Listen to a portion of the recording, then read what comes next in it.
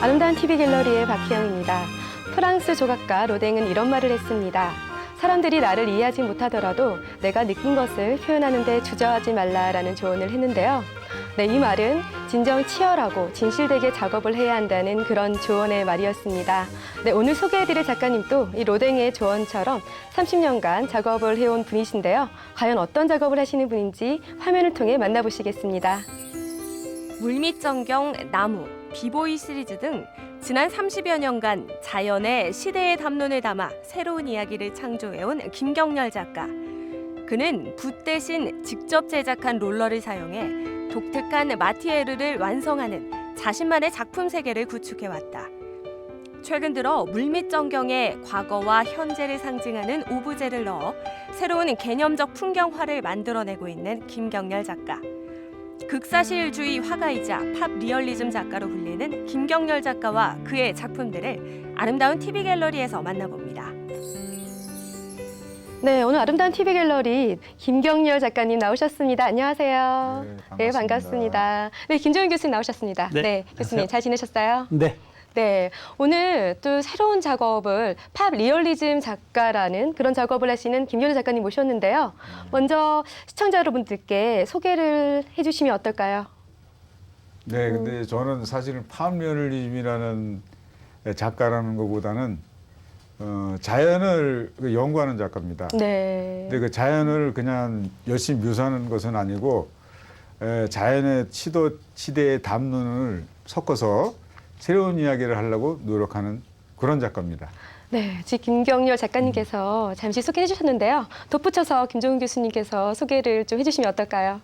김경렬 작가가 본인 소개를 대단히 소박하게 이야기했는데 김경렬 작가는 80년대 초반부터 사실 작가의 그림을 저는 보아왔어요.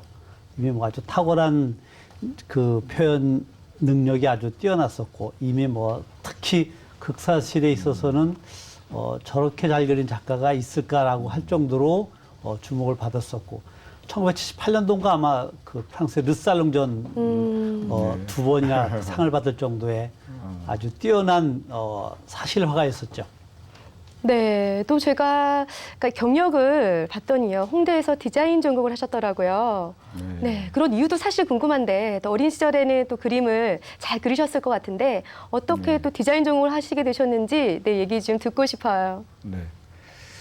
디자인은 이제 원래 부모님들은 자식이 그림을 그린다 그러면 걱정을 많이 하시죠. 네. 경제적인 우려를 많이 하시기 때문에 저희 집이 또 경제적으로 좋지 않아서 부모님 걱정도 덜어드릴 겸 그래서 제가 디자인을 전공해 놓고 계속 그림을 그려왔습니다. 네, 그렇군요. 당시 김경렬 작가님처럼 그 시절에는 더더군다나 이렇게 아드님께서 또 회화를 전공하는 거에 있어서 완곡하게 이렇게 반대하시는 분들이 많았을 것 같은데요. 네, 당시 잘 아시잖아요. 어땠을 것 같은지 설명 좀 부탁드릴게요. 네, 뭐 70년대 후반, 80년대까지도 여전히 특히 남자가 그림을 그린다, 미술을 전공한다 하면은 정말 사람들이 전부 다 걱정을 했어요. 저도 미대를 졸업했지만 어떻게 먹고 살 거냐. 네. 아마 내가 볼 때 김경렬 작가도 이렇게 집안에서 뭐 가장을 이끌어가지 않더라도 어쨌든 가능하면 돈 안 들고 돈을 많이 버는 뭐 그런 의사나 판사 이런 것들 아마 바랬던 게 아니었나 싶어요. 네, 또 미술계에서는요, 또 화단에서는 언제부터 김경렬 작가님이 주목을 받았는지 네, 교수님은 알고 계실 것 같아요. 아마 내가 기억으로는 뭐 이미 일찍 이제 워낙 뛰어난 사실력을 가지고 있었기 때문에 모구의 회원으로 또 뭐 프랑스 르살롱에서 상을 받고 그 다음에 아마 어쨌든 디자인도 뛰어난 그 묘사력이 기본이 돼야 되니까 그런 것을 가지고 첫 개인전을 했고 첫 개인전을 해서 아마 거의 뭐 요즘 말로 치면 아마 대박을 쳤을 정도로 그렇게 하면서 김경렬 작가 하면은 사실은 아주 뛰어난 그 묘사력을 가진 어떻게 본다면 저는 잘 컸으면은 지금도 뭐 충분히 다 성공했지만 하이퍼리얼리즘의 대가처럼 될 수 있지 않았을까 뭐 이런 생각이 들어요. 네, 지금 대가가 아닌가요? 네. 아. 당시에는 그 모구회 회원이 되기 위해서는 모구회에서 입선을 해야지 또 회원으로 된다고 제가 들었어요. 네네. 그래서 공모전에 이렇게 당선이 되셔가지고 또 네. 입선도 하시고 그러면서 뭔가의 힘을 얻어서 작업을 더 열심히 했다라는 그런 제가 인터뷰 기사를 본 적이 있는데요. 네네네. 또 그러면서 지금 방금 교수님께서 말씀을 해주셨듯이 또 첫 개인전에 네. 또 성공적으로 또 이렇게 성과가 아주 좋아서 네. 또 당시에 또 집도 사셨다는 얘기를 들었어요. 아, 네. 사실인지 네, 궁금해요, 작가님. 네. 예, 그전에는 저희가 이제 누구나 그랬듯이 이제 새방울 전전긍긍하고 다녔죠. 네. 그런데 제일 큰 고통이 이사하는 겁니다. 근데 이사를 하다 보면 뭐가 고통스럽냐면 이제 그림이 자꾸 망가지고 분실되고 그 다음에 화실 이삿짐이 보통 이삿짐 나름이랑 다르죠. 그 힘든 거를 1년에 막 한 두 번씩도 겪고 이거가 너무 힘들었어요. 그래서 일단 그림을 위해서라도 한 군데 정착을 했으면 좋겠다. 그래서 제일 먼저 난 무슨 수를 써도 집을 먼저 하나 가져야 되겠다. 그래서 이제 집을 갖는 게 소원이었는데 운이 좋게 이제 첫 번째 개인전에서 그 소원을 이루게 됐어요. 네, 그랬군요. 네, 지금부터는 한 점 한 점 작품을 보시면서 네, 자세한 얘기 나눠보도록 하겠습니다.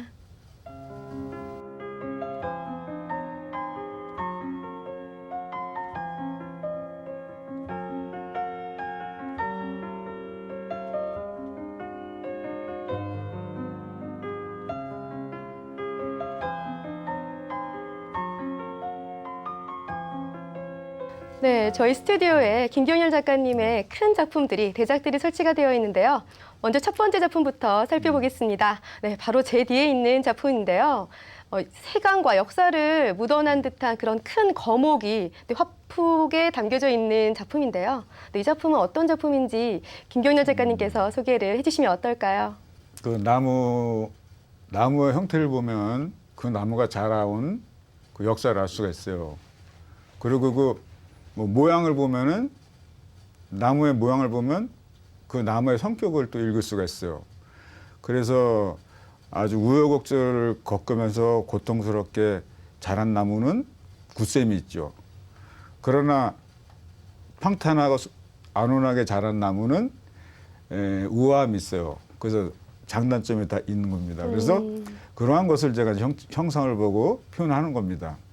그래서 지금 그 한 1500년 정도 된 나무를 보면 그 1500년 동안에 겪어온 여러 흔적들을 형태나 그 표면에서 읽을 수가 있습니다. 그래서 그런 그 화석화된 그 나무, 돌덩어리 같은 나무 속에서 생명이 있다는 것을 느낄 수가 있어요. 그것은 봄이 되면 어김없이 새싹이 나옵니다. 그것은 현실을 의미해요. 그래서 그 오래된 과거와 현실을 한꺼번에 지니고 있는 그러한 나무가 우리 삶이랑 너무 흡사합니다. 나무의 인생을 보면 우리의 인생을 알 수가 있어요.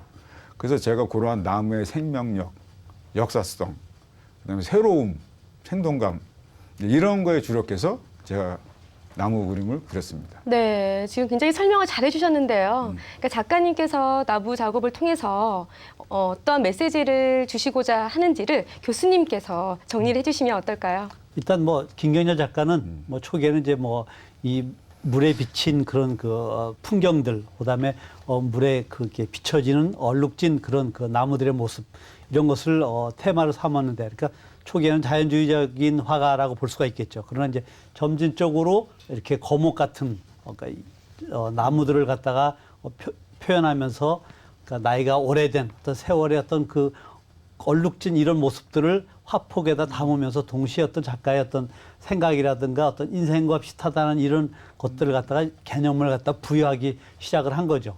그것이 한번 초기 작업에서 대부분을 이뤘는데, 그 다음에 이제 비보이 쪽으로 뭐 조금 이따 보게 될 네. 작품으로 넘어오게 되는 거죠. 지금 교수님께서 말씀하셨듯이 그 이파리들이 지금 바닥에 네. 이렇게 뭔가 물결처럼 다 깔린 듯한 모습이거든요. 또 사실 그런 몽환적인 부분들이 또 나무의 또 질감에서 또 보여지는 것 같아요. 네. 또 이런 질감 표현을 어떻게 하시는지도 사실 좀 궁금해요. 그 나무의 질감을 표현하는 거는 이제 나무의 형태를 붓으로 잘 묘사해 놓으면 이제 잘 그린 사진 같은 나무가 돼요.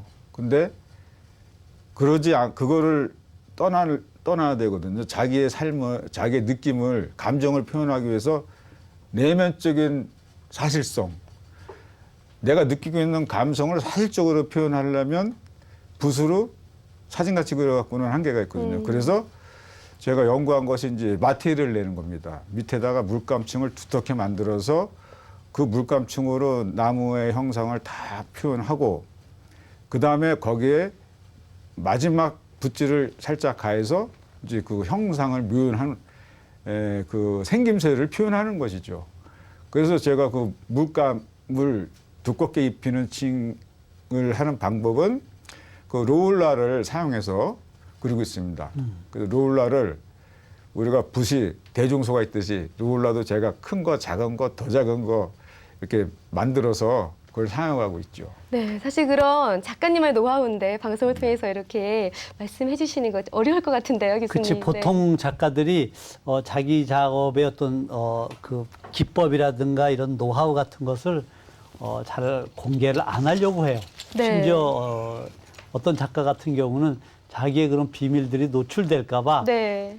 TV에 출연을 못 하겠다고 한 작가도 있었잖아요. 그렇죠. 네, 그렇습니다. 근데 김경현 작가님께서 그 롤러를 공개를 하신다고 하셔서요. 지금 가지고 계세요. 다양한 크기의 롤러가 지금 보여지고 있는데요. 네, 한번 그래서 소개를 이게 좀 해주세요. 네. 이것은 이제 제가 쓰고 있는 붓입니다. 아, 네. 넓은 면을 칠할 때는 이 넓은 붓으로 하고, 네. 그 다음에 이제 아주 가는 면을 칠할 때는 이런 가는 붓으로 합니다. 네. 이런 가는, 요건 아주 더 잘게 잘라서 쓰는 것인데, 요거보다 더 가는 선을 나타낼 때는 이제 이렇게 샤프하게 생긴 이런 노을라, 이 가장자리 각, 요거를 엣지라고 그러죠. 요것을 세로로 세워서 나뭇가지를 묘사를 하는 겁니다. 그러면 그렇군요. 붓으로 하는 것보다 둔탁하지만 더 예리한 선을 얻을 수가 있어요. 아, 네. 그래서- 그러면은 그런 지금 여기 있는 잔선들을 거기 롤러에 있는 엣지 부분을 사용해서 이렇게 작업을 하신 건가요? 네, 그렇죠. 아, 굉장히 디테일했었어요. 그래서 네. 이런 걸 어떻게 표현하시나 했었는데, 네, 그런 방법이 있었군요. 네. 네, 이것을 사용하면 붓보다 더 강하면서 자연스러운 선을 얻을 수가 있습니다. 네, 그렇겠습니다, 교수님. 그래서 아마 근데 사실 보니까 나는 저거 일일이 다 붓으로 그린 줄 알았는데 실제 붓으로 그리지 않고 저렇게 롤라를 이렇게 네. 롤라의 그 엣지 부분을 사용해서 네. 그리는 기법 자체도 참 이렇게 특이하고, 그거 보면은 사실 김경열 작가의 이렇게 그림에 보면은 사인이 늘 리얼 김이에요. 그러니까 정말 사실적으로 그려내는 김경열 작가라는 것을 의미하는 그런 사인이겠죠. 네, 그렇습니다. 두 번째 작품으로 넘어가면 어떨까 싶은데요. 바로 작가님 뒤에 있는 작품인데요. 리얼리즘 작가의 그 대표적인 그런 명칭을 얻은 작품이 아닐까라는 생각이 드는데요. 먼저 교수님께서 이 작품에 대해서 한번 얘기를 해봐 주세요. 김경열 작가가 초기에는 이렇게 물밑 풍경, 자연의 어떤 나무들 이런 것들 아주 정말 리얼리티하게 사실적으로 잘 묘사를 했었는데 2000년도 중반 접어들면서부터 새로운 패턴의 작업들을 보여주는데, 아마 그것이 일단은 타입 자체로서는 비보이 시리즈예요. 그 비보이 시리즈에서 사람들의 모습을 갖다 담아내는데, 특히 뭐 피카소라든가 달리라든가 지금 보여지는 것처럼 밴 고흐 같은 네. 그러니까 새로운 얼굴들을 비보이와 결합시켜서 작품을 파격적으로 선보이면서 화랑가에서는 좀 놀래기도 했죠. 아니, 저렇게 자연주의 화가로서 뛰어나게 명성을 얻었는데 갑자기 비보이 시리즈에다가 거장들의 그 얼굴을 갖다가 결합시킨 약간 패러디한 작품들이 나와서, 물론 그것을 아마 이 김경열 작가가 박영도 화랑의 전속을 하면서 작품 세계를 펼쳐나갔던 계기가 되었던 것 같아요. 그렇죠. 바로 그 시리즈가 바로 옆에 있는 작품인데요. 네, 이 작품은 어떤 연유로 작업을 하시게 되셨는지 직접 한번 들어보고 싶어요. 네, 이 작업은 이제 또 인물이 갑자기 등장하기 때문에 그림이 이제 뒤바뀐 줄 알아요. 근데 사실은 제가 요 전에 그렸던 나무와 같은 맥락의 그림입니다. 그 수천 년 동안 간직해온 수천 년 전의 거하고 새로운 새싹으로 현실을 보여주듯이 이것을 한 몸에 지니고 있는 인물을 인물로 어떻게 표현할 것인가 이거를 제가 고민을 많이 했죠. 그래서 지금 현재는 어떻게 잡고 과거는 어떻게 잡을 것인가. 그래서 현재는 지금 우리 문화 아이콘에서 잡고 과거는 위인들에서 잡는다. 역사 속에서 잡는다. 그래서 그 현재 문화 아이콘은 우리가 그 청소년 문화를 기본으로 잡고 청소년 문화의 그 시대적 그 아이콘은 지금 힙합의 시대. 그래서 힙합을 가장 시각적으로 잘 표현할 수 있는 것이 무엇인가. 그래서 비보이를 생각하게 됐습니다. 그리고 그 당시에 한국의 비보이가 또 세계적인 명성을 얻었죠. 그래서 현재 그 코드를 비보이 잡고 거기다가 역사 속의 인물을 접목시켜서 한때 섞어놓으면은 새로운 인물상이 탄생할 것이고 그거를 통해서 우리 문화의 담론을 이야기하자 하는 생각으로 시작했습니다. 네, 그렇다면 과거와 현재가 같이 공존하는 그런 화폭을 만드신 거군요, 작가님. 네, 그렇습니다. 네, 그렇다 보면 지금 방고우의 인물상이고요. 뒤에 있는 거는 그 방고우의 드로잉 작품이 아닌가요, 작가님? 네, 방고가 평생 동안 열심히 태생한 중에서 하나, 그 여인의 누드상입니다. 네, 그리고 참 독특한 부분이에요, 교수님. 약간 안에 있는 대생이 약간 왜곡되지 않았나라는 거를 볼 수가 있는데요. 네, 먼저 교수님께서 어떻게 보시는지 궁금해요. 1차적으로 저 작품 배경이 된 아마 그 뒤에 있는 것은 여인이 이렇게 고개를 수그리고 쭈그리고 있는 그런 여인의 누드 모습을 갖다가 원래 벤고가 했던 건데 그 고가 했던 그림을 바탕으로 깔고 그 위에 방고의 실제 얼굴 모습을 모자 쓴 그런 모습을 갖다가 보여주면서 완전히 비보이의 그런 그 제스처 행동을 갖다가 결합시킨 어떻게 본다면은 그 미드나잇 인 파리스라고 하는 그 영화가 있는데 그 과거의 사람들을 갖다가 지금 다 뭐 피카소라든가 달리 같은 사람들을 불러내서 요즘에 살아있는 것처럼 얘기하는 그런 스타일로 이 작업을 갖다가 보여주고 있는 것 같아요. 지금 다음 작품을 보시면 정말 깜짝 놀라실 거예요. 바로 교수님 뒤에 있는 작품인데요. 정말 묘사력의 극치가 아닌가라는 생각이 들도록 굉장히 정교하면서 섬세한 작업이거든요. 바로 초창기 작업처럼 물밑 작업이라 그러나요? 물밑을 표현한 물밑 풍경. 네, 너무 아름다운 풍경인데요. 이 작품에 대해서도 소개를 해주시면 어떨까요? 네. 예전에 제가 물밑 전경을 그릴 때는 나는 이렇게 예쁜 전경을 봤습니다 하는 얘기였거든요. 근데 지금은 그것을 저는 이 전경을 이렇게 생각합니다 하는 이제 그런 얘기예요. 근데 왜 저렇게 했냐면 제가 이전에 비보이나 우리 현재 문화 아이콘을 접목시키고 시대 담론을 얘기하다 보니까 문제가 제 자신이 빠져 있는 겁니다. 생각만 열심히 함원해 있지 제 자신의 감성이 어느 순간에 슬슬 빠져나갔어요. 그래서 이거는 도로 나를 찾아야 되겠다. 그래서 옛날에 그랬던 저의 감성을 화면에 도로 집어넣기 위해서 옛날에 다뤘던 소재를 다시 끌어내서 지금 현재 제가 생각하고 있던 시대적 담론을 어떻게 넣을 것인가 하는 고민을 하고 있는 그런 그림입니다. 네, 교수님 이 작품도 마찬가지로 과거와 현재의 그런 역사, 시간을 담은 작품이라고 볼 수 있는데요. 근데 르누아르의 기타 치는 여자 작품인 것 같은데요. 네, 정말 아름다워요. 교수님께서 평가를 어떻게 해주실 건가요? 그러니까 이 작품을 보면은 김경렬 작가가 사실 얼마 전에 통화를 하면서 자기 외롭다고 술 한 잔 먹으러 오라 그랬을 네. 때 그 느낌이었어요. 예를 들면은 초기의 작품에서 보여줬던 그 물밑 풍경의 모습들이 이 그 기타 치는 소녀의 속에 그대로 바탕을 이루고 있고 그 위에 기타 치는 르나르의 그 그림이 그 소녀가 그대로 들어가 있고 오른쪽 위에는 보면은 또 시계가 있고 왼쪽에는 보면 젊은 어린이가 이렇게 물가에 이렇게 쭈그리고 앉아서 무엇인가를 이렇게 회상하고 되돌아보는 아마 뭐 저것은 의심할 여지 없이 김경렬 작가의 어린 시절의 모습일 거야 아마. 네, 그렇게 해석할 수도 있겠군요. 그러니까 이런 그 물리 풍경으로 작가가 다시 돌아가고 싶다는 것은 그 이전에 작가가 가지고 있었던 그 예술가로서의 감성 같은 것을 화폭 속에 끊임없이 담아내야 되겠다라는 그런 작가의 뭐 생각의 변화일 수도 있고 화풍의 변화로 읽혀져요. 자연은 항상 변하지 않고 있는데 우리 사람만 변하고 있죠. 그런데 이제 그러한 의미에서 사실은 출발합니다.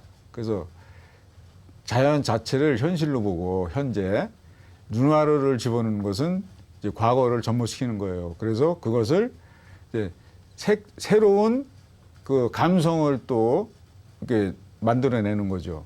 근데 그 뒤에 이제 어린이는 현실의 어린이.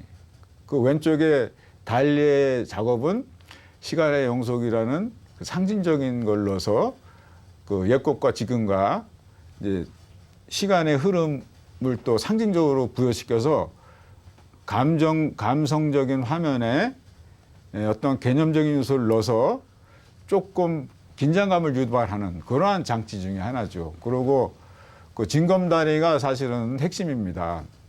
징검다리라는 것은 이쪽과 저쪽을 연결시켜주는 매개체로서 이제 존재하고 그러니까 지금 현실과 과거를 연결시켜주는 연결고리도 되고 이러한 의미에서 징검다리를 제가 주제로 삼는 겁니다. 네, 교수님. 뒤에 있는 작품이요. 지금 미발표 작품이라고 들었습니다. 한 번도 갤러리에 소개가 되지 않은 저희 TV 갤러리를 통해서 최초로 소개되는 작품이라고 들었는데요. 과연 이 작품이 전시가 되면은 엄청나게 주목을 받을 것 같은데 교수님께서는 어떻게 보시나요? 저도 이 그림을 처음 봤어요. 그 이전까지 인물을 많이 표현해 왔었는데 물밑 징검다리가 있는 그런 물밑 풍경 속에서 과거와 현재 이런 것들을 갖다 한목에 소개하는 것에서 아마 사람들이 보면은 김경열 작가가 이제 비로소 철이 들었구나. 네. 정말 자기 자신을 찾는 감성의 세계 속으로 빠져들어가고 있구나라는 것을 아마 확인해 줄 수 있는 그런 아마 주목할 만한 작품이 될 것 같아요. 오늘 이렇게 주요 작품 시리즈를 함께 했는데요. 네, 김경열 작가님에 대한 작품의 총평을 해주세요, 교수님. 워낙 김경열 네. 작가는 그림을 사실은 화단에서 잘 그리는 작가로 통하거든요.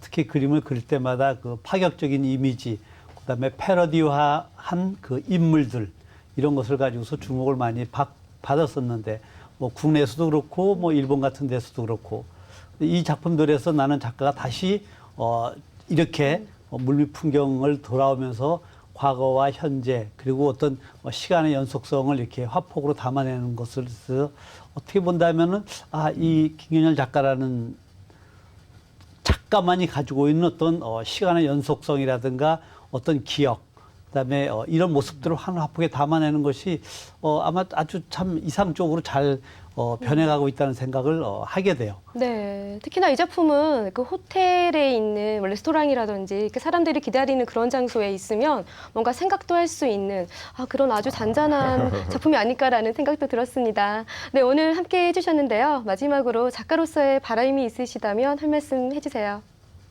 네.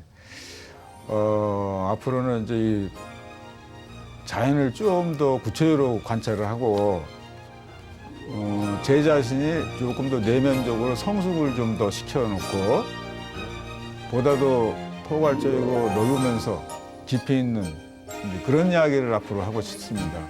그걸 위해서 이제부터 열심히 노력을 하겠습니다.